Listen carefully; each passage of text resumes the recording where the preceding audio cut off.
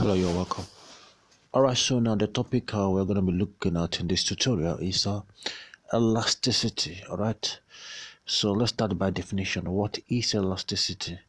Now, elasticity is actually defined as the ability, the ability that of a material, right? Ability of a material or a substance, to regain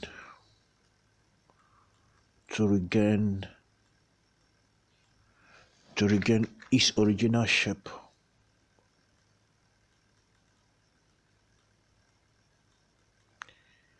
Its original shape.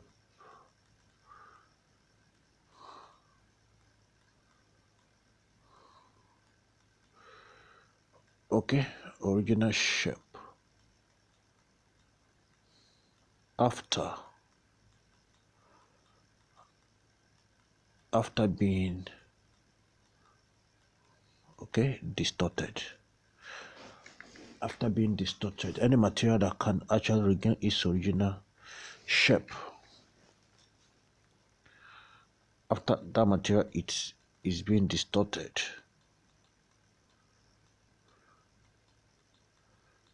alright, such material is actually known as an elastic material. So elasticity is the ability of a material to regain its original shape after being distorted. Now let me give you a typical example. A typical example, found in laboratory is a spiral spring. One of the way you can distort a spiral spring is actually extending it. So you have a spiral spring. By the time you actually apply a force to extend the spiral spring, it will stretch, and once you leave it, it will return back to its original shape, right? So that is elasticity. So I hope that is well understood. Now we're going to be looking at a very important law, that actually describe elasticity, and that is Hooke's law. Hooke's law of elasticity. So we'll talk about Hooke's law.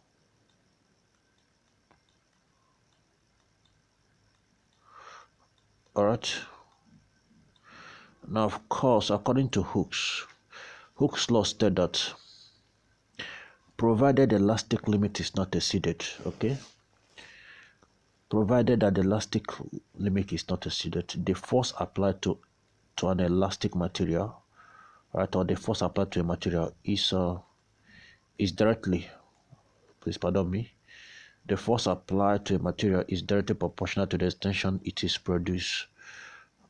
So force applied to the applied is directly proportional to extension. That simply means that the more force you apply, the more extension you get. That's what Hooke's law states.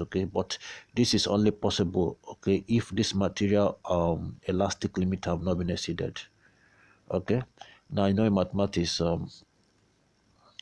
if you actually express this as a mathematical formula, the very first thing I'm going to do is to replace this proportional side with an equal to, and for me to do that, I have to introduce a constant K, right? So that means F is equal to Ke, right? So according to Hooke's law, force applies equal to constant K multiplied by extension. Of course, this K, is a constant known as force constant.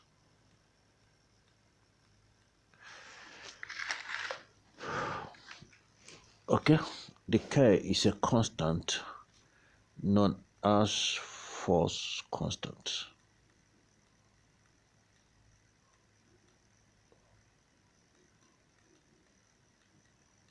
Alright. So K is our force constant, and let's actually get the SI unit of K. Now, how do I actually get the SI unit of K? Alright, K is going to be equal to, making K the solid formula here. K is equal to force, alright, divided by the extension. So since force is measured in Newton and the extension is measured in meter, alright, so we can simply say that the force constant SI unit is Newton per meter. So I hope that is well understood. Now let me give you a typical example. Let's say you have a material right? A material, a force is applied to a material, right? Or a spiral spring, and that force is a force of 20 Newton. It can be in form of a load, right? And that particular spring has a force constant, okay, of let's say 30 Newton per meter. So, and you'll be asked to evaluate the extension produced. So simple, you apply the formula F is equal to KE, right? So making E the subject, we can say that E is equal to F all over K, right? Here we go. So now F being 20, then divided by 30, right? That should be 12 over 3, okay? So you can use your calculator to evaluate 12 over 3, and your answer should be in meters. 12 over 3 meters, okay? So that is the extension. So I hope that is well understood. Alright, so now I will still go ahead to illustrate. That's another way actually of expressing extension. Now, let's say you want to actually conduct this experiment, okay? In the laboratory, to actually conduct experiment to verify Hooke's law, right? We use spiral spring, which of course I drew before, right? So we use a spring balance, okay? Now a spring balance, which of course is fixed at one point. Now in this experiment, you definitely need a meter rule, right? Now what is the whole idea? I will have to hang a load to this spring balance. Now before I hang the load to this spring balance, first of all, I need to measure the original length. Okay, so let me call the original length of the spring before the load is being, let's say there's no load attached, right? No load attached, okay, to the spring. All right, so that means originally the length, okay, of the spiral spring is L1. Okay, so now a situation where I attach load to this, you discover that it will stretch. It will stretch, okay? When I attach a load, let's say a load which actually produces a force, okay, F.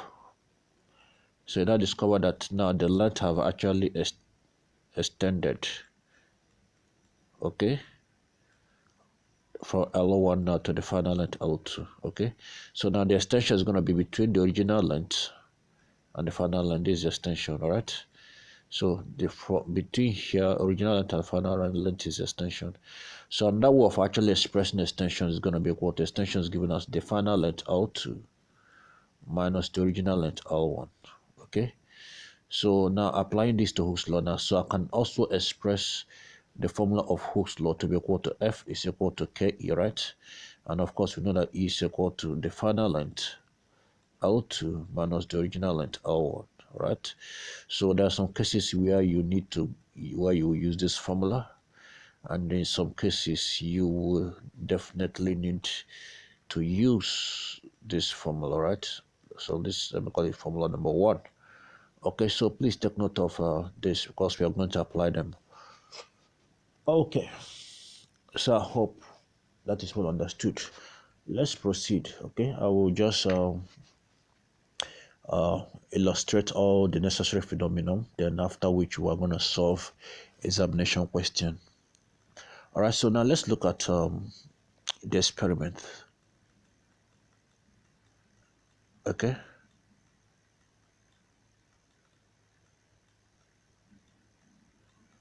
experiment that actually verifies, okay, Hooke's law. Experiment that is used to illustrate Hooke's law. I hope you can still remember Hooke's law, right? We said that provided elastic limit is not exceeded, all right, applied force is proportional to the extension produced. So if we should actually experiment this, okay, we'll use different forces to get different extension. So it simply means that as a force, according to Hooke's law, as a force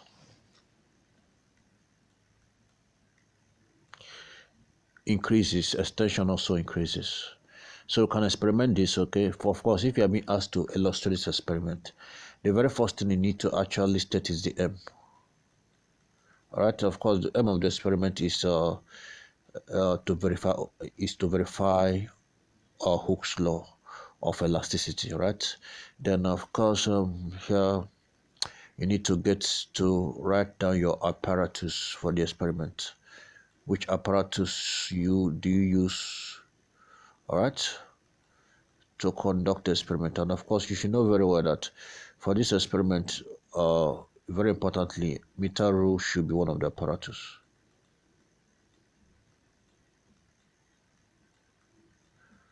All right, meter rule is one of the apparatus. Retort stand where I will actually fix my where I will fix my spring balance.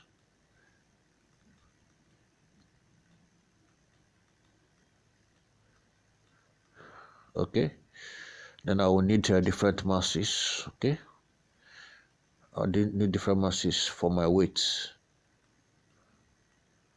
Different masses that will give me different load, right?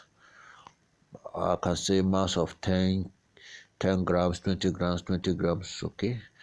Because I need to actually keep on applying different forces, increase the force to actually verify that the extension, as the force increases, extension also increase, right? Okay, and with some other thing that you need. Now, the whole idea is this: in conducting this experiment, okay, you want to actually verify that as you keep on increasing the force, right, the extension increases. So, to illustrate this experiment, okay, we use a graph, right? So, I'm only going to illustrate the nature of the graph, okay, of Hooke's law. That's where I actually coming now. Now, if you want to draw the graph, okay, that illustrates Hooke's law, okay, we are gonna draw a graph of the forces applied, which is the load in the vertical axis, right? Of course, with the extension in our horizontal axis, force against extension. Now, because Hooke's law is true, all right, and we say that force is proportional to extension, all right, because of proportionality, when you draw the graph to show that this proportionality is actually true, what you're going to have is a straight line graph. A straight line graph, okay, a positive straight line graph that starts from the origin shows proportionality. It shows that the force is proportional to the extension applied. But remember what Hooke's law said, that was a condition, okay?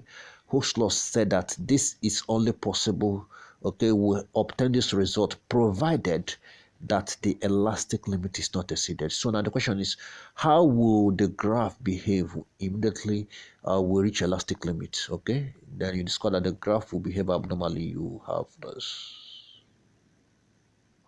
All right, so at this point where the graph start behaving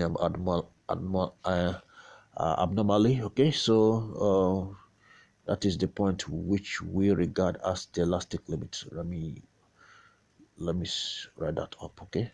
And of course I need to indicate this because in exams, okay, you might be asked to indicate that. Okay, so this point here is a point known as the elastic limit. This is the elastic limit of that spring or that material, right? So this is the point known as after elastic limit, it becomes worst. This is the point known as yielding point. As you can see at yielding point, even when you are reducing the force, the extension keep on increasing, okay? So that means that material now have totally been deformed. All right, at this yielding point, we say that the material have been deformed. So we discover that force is no longer proportional to extension, okay? That material have been stretched beyond limits. Then the point where the experiment stop is this point known as the breaking point. That means you have stretched that material to a point that it cannot handle uh, the the stress on it, so it breaks. So this is the breaking point. So please take note of this. So just in case in exams you are being given such graph, you know how to indicate the point in the graph. So please take note of that as we proceed. Okay. So now we're going here. We're going to be looking at the formula for the energy stored by a stretched material. Anytime a material is being stretched, it stores energy in form of a potential energy.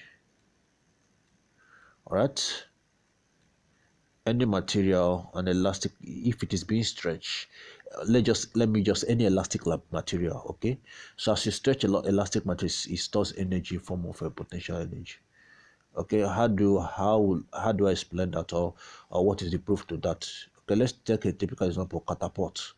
When you put a stud in the catapult and draw it, okay, as you stretch the catapult, it stores energy, right? Because when you release it, it fires that stone with a force. So what, by stretching the catapult, you are actually storing potential energy.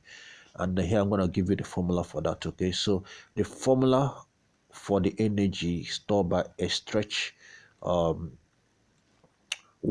all right, is always given as half Fe.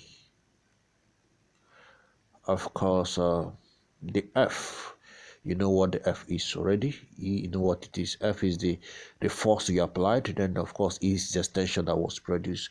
So this is the energy. So I can also, this is one way of expressing the formula, right? This is one way of expressing the formula. Then, already according to Hooke's law, we know that F is equal to Ke. Okay, so if I should replace Ke, okay, replace F by Ke into this equation 1, what I'm gonna have is half, right? F is Ke, right? Then multiply by another E, so which actually gives me half Ke square. So it's either we use half Fe or we use half Ke square, depending on the question, right? So please take note of that. All right, so I'm gonna give you all the necessary information, parameters, or formula that is needed, then after which we use them to solve typical examination questions.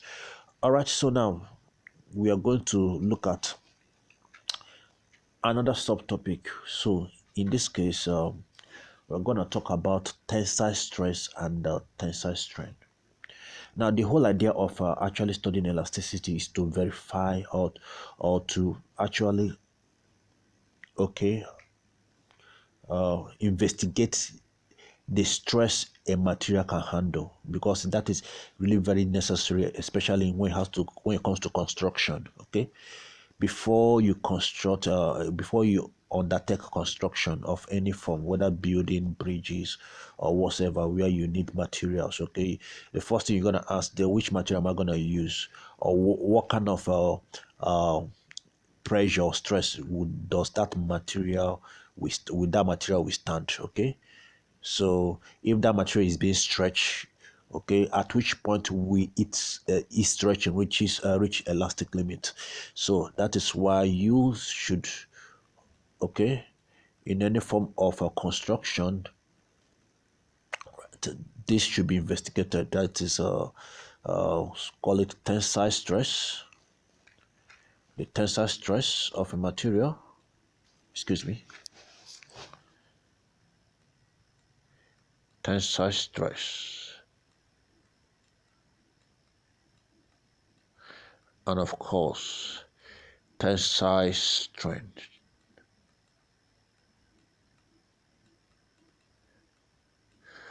All right, so now we are going to take it one after the other. I will start with strength.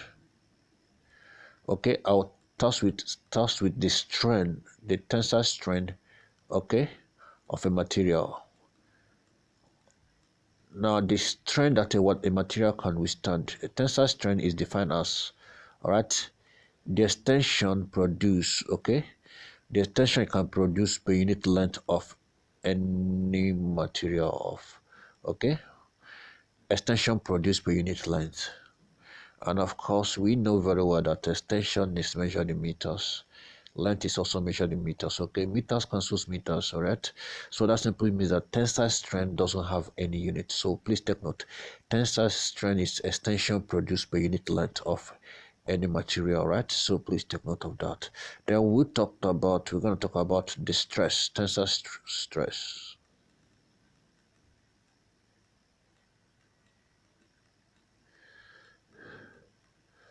Now, tensile strength is defined as the force, okay, the force, okay, per unit area of a material, okay, can withstand. The force per unit area a material could actually withstand, right? And let's say, or better still, let me put it this way: tensile stress is actually force supplied per unit area of a material. The force supplied per unit area of a material, okay? So, and this stress tells you if a material could actually withstand a very high stress, okay? It is that information is really is necessary, okay, so that you know exactly the what that material, the kind of construction, okay, you could use that material for. Because if a material can withstand less stress, we simply means that if the stress it can withstand is very small, then it is that material is so fragile. There's some certain form of construction, okay, that material cannot actually be used for. So please take note of that. So in by SI unit, we know very well that force is measured in Newton, right? And area is measured in meter square. Okay, so this is the SI unit of stress.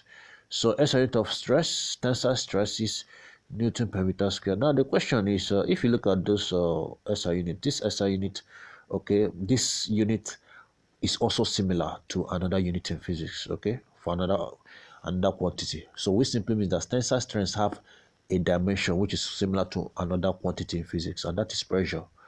Pressure is also defined as force per unit area, okay? So invariably, okay, if I'm describing the tensile stress on an object, I equally mean the pressure on that object, okay? Stress and pressure, they have the same dimension in physics. So now, the combination of the strength of an object and the stress of an object, okay, is actually found in a parameter known as your modulus, right? Your modulus of elasticity, okay? Your modulus.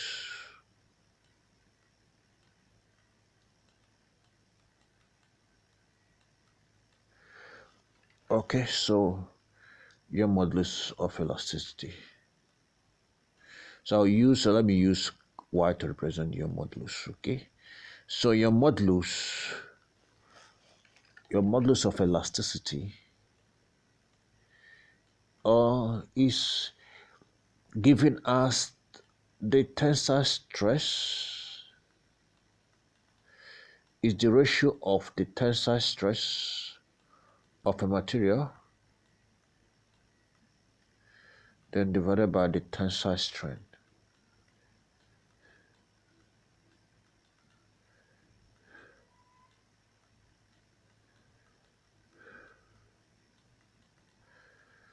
So that is your modulus. So since the only parameter here that has unit is tensile stress, which is Newton per meter square. Remember, tensile strength doesn't have any unit, so we can simply say that the unit of your modulus is still gonna be Newton per meter square.